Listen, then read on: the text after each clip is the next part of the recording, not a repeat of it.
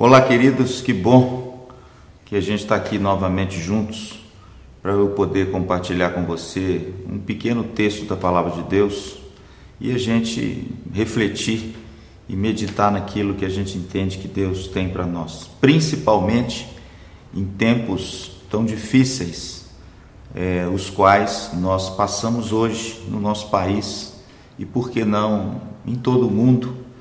Eu queria hoje compartilhar com você um pequeno texto de um profeta que foi contemporâneo de Jeremias. Ele viveu também as aflições do cerco de Judá.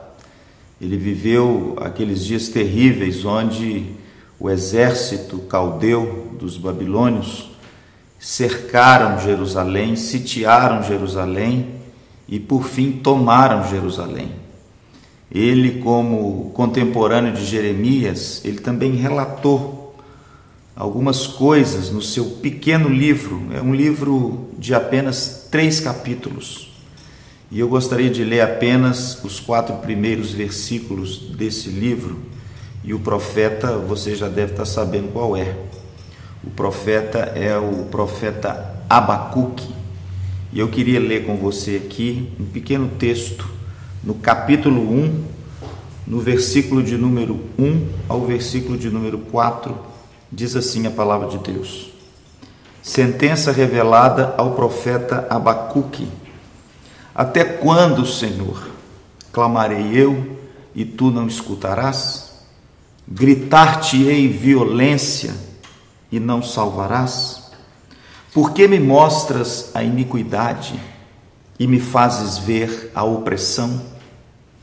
Pois a destruição e a violência estão diante de mim. Há contendas e o litígio se suscita. Por esta causa a lei se afrouxa, a justiça nunca se manifesta, porque o perverso cerca o justo e a justiça é sempre torcida. Veja, querido, que esse homem está perplexo. Abacuque é um profeta perplexo diante da atual situação da sua nação. Violência, litígios, contendas, injustiças, opressões. Ele mesmo diz que ele grita por socorro, mas o Senhor parece que não ouve. Ele fala sobre o litígio, ele fala sobre essa violência que cerca a nação de Judá. E ele fala também dos seus próprios pecados, os pecados dessa nação. A gente vê aqui um homem perplexo. Primeiro, perplexo pelo acúmulo do pecado na sua nação. Abacuque está boquiaberto, ele está como que assustado, porque o pecado se agiganta, a violência bate à porta, o litígio entre as pessoas ocorre de uma forma muito grande dentre o povo, e esse homem agora se sente perplexo, ele se sente assustado. E ele manifesta isso nesses 4 primeiros versículos. Perplexo por causa do acúmulo do pecado. Eu confesso a você, querido, que às vezes eu também me sinto assim.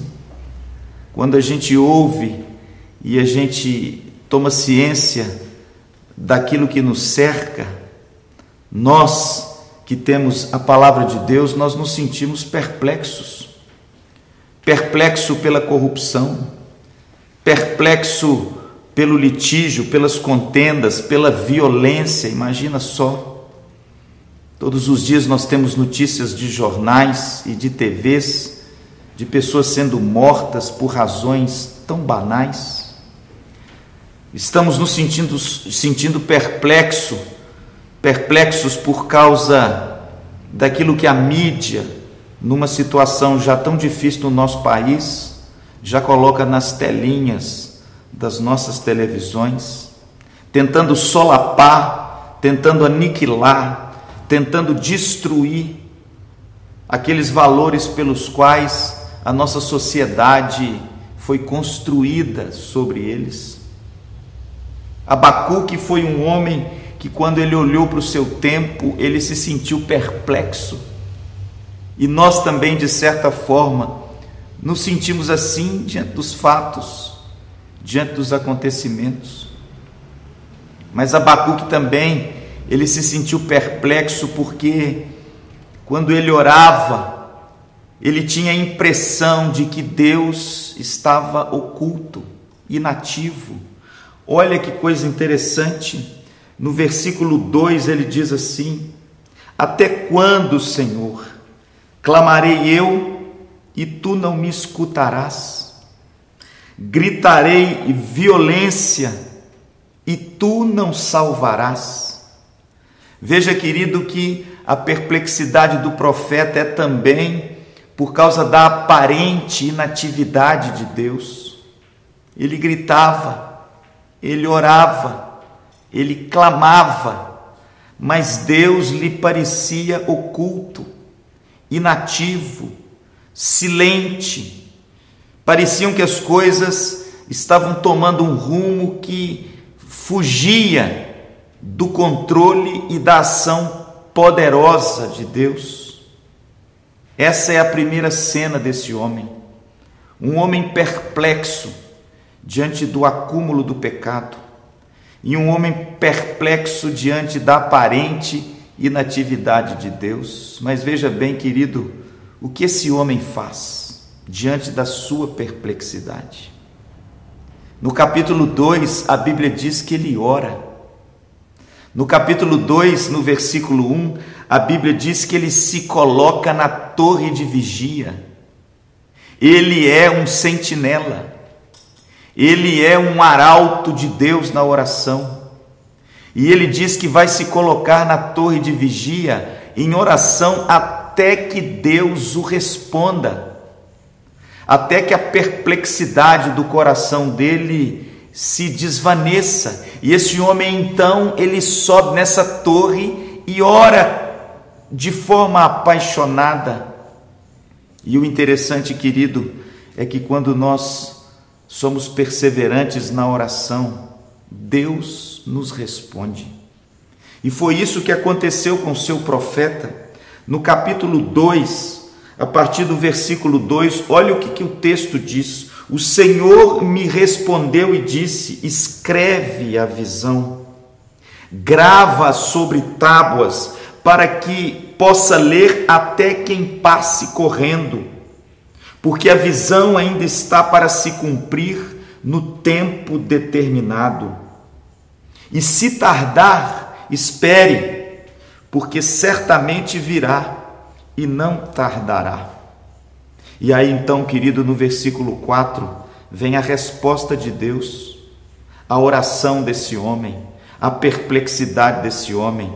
E olha o que Deus responde a esse homem: eis o soberbo, a sua alma não é reta nele, mas o justo viverá pela fé. Querido, que resposta consoladora, que resposta maravilhosa para um coração agitado, para uma alma perplexa, para um coração que se agita diante de tantos acontecimentos que assolam a nossa nação e, quem sabe, a sua vida e a minha vida. Deus responde para o seu profeta dizendo o seguinte: o justo, ele vive pela fé e não pelas circunstâncias. O justo, ele tem o fundamento da sua esperança em Jesus Cristo. É na fé em Jesus Cristo que o justo sobrevive e não às custas das circunstâncias externas. Aliás, esse foi o grande versículo que o apóstolo Paulo usou em Romanos, capítulo 1, verso 17, e que foi o lema central da reforma.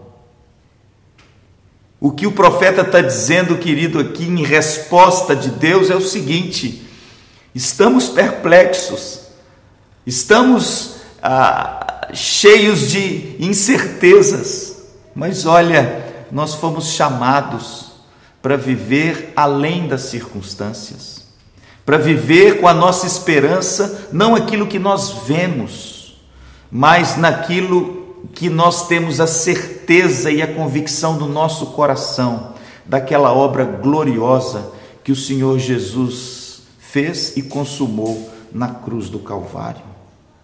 Portanto, querido, nessa segunda cena há uma resposta de Deus ao profeta. E essa resposta é para aquietar o seu coração. O justo viverá pela fé. As circunstâncias são difíceis. Estamos perplexos. Mas Deus nos chamou para viver apesar das circunstâncias. A nossa fé está alicerçada e depositada na obra gloriosa de Cristo Jesus, realizada naquela cruz, em favor de todo aquele que nele crê. Mas Deus ainda respondeu o seu profeta de uma outra forma. No mesmo capítulo, no versículo 20 do capítulo 2, a Bíblia diz que Abacuque tem uma visão, e olha o que ele vê: o Senhor, porém, está no seu santo templo, cale-se diante dele toda a terra. Querido, que resposta gloriosa que Deus deu a Abacuque. O que Deus quis dizer ao seu profeta é o seguinte: quando nós olhamos para as circunstâncias, ficamos muitas vezes perplexos, porque achamos que a corda do governo está solta, achamos que de repente as circunstâncias tomaram conta e não tem mais ninguém que as governe. Mas olha que coisa extraordinária, querido, esse homem tem uma visão, e a visão diz que o Senhor está no seu santo templo. Em outras palavras, o Senhor Deus reina sobre todas as circunstâncias.